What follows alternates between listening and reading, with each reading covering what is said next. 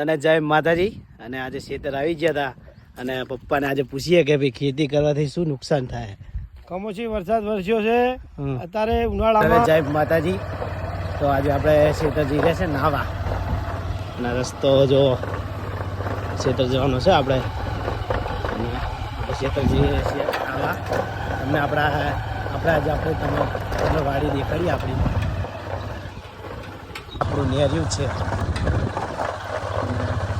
જો ગામમાં આવું નેર્યું આવે ભાઈ, ખેતર જવાના રસ્તા ભાઈ આવા હોય. આ બધા ખેતર છે. ગામમાં કંઈક અલગ જ મજા આવે ભાઈ. તો આપણો બ્લોગ પૂરેપૂરો જોજો, મજા આવશે તમને. જો ખેતર તો વાડી આપણે પહોંચી ગયા છીએ. લાઇટ તો લાગતી નહીં પણ ચાટ્યો છે. આમાં પાણી ચાલુ હોય ને લાઇટ જઈ છે.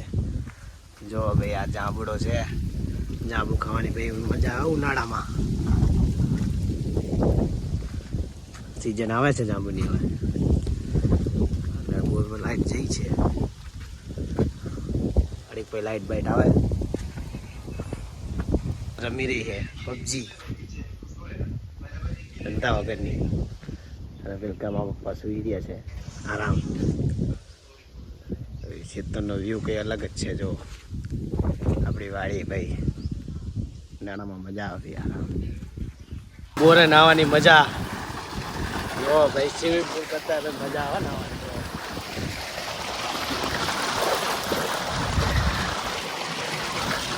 અને પાણી ભાઈ ઠંડુ. જો ગમે ત્યાં ખેતર પીવો તો ઠંડુ પાણી આનાથી આપણે પીતા હોય છે ખેતર.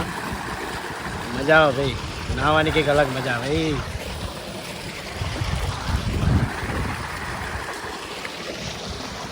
અને જય માતાજી. અને આજે ખેતર આવી ગયા હતા અને પપ્પાને આજે પૂછીએ કે ભાઈ ખેતી કરવાથી શું નુકસાન થાય. કમોસમી વરસાદ વરસ્યો છે અત્યારે ઉનાળામાં. ખેડૂતને ઘઉં, જીરું, રાયડો અને અજમો, ધાણા ખેડૂતને બહુ બગાડે. તો સરકારને વિનંતી કરવી કે ભાઈ ખેડૂત દેવા બાદ નિહાળવાનો નહીં. ખેડૂત પકડશે તો તમે ખાઓ સર બધાય, કે એની લોન માફ કરો. આટલી સરકારને વિનંતી છે. અત્યારે ખેડૂત દેવામાં ડૂબી ગયો હોય, અત્યારે ખેડૂતને દવા પીવાનો વારો આવ્યો હોય. તો ભાઈ પપ્પા શું કહી રહ્યા છે તમે જુઓ. ખેતી કરવી ભાઈ બહુ અઘરી છે. તો ભાઈ આ વિડીયો બધાને શેર કરો અને બધા શેર કરી નાખો. જય માતાજી.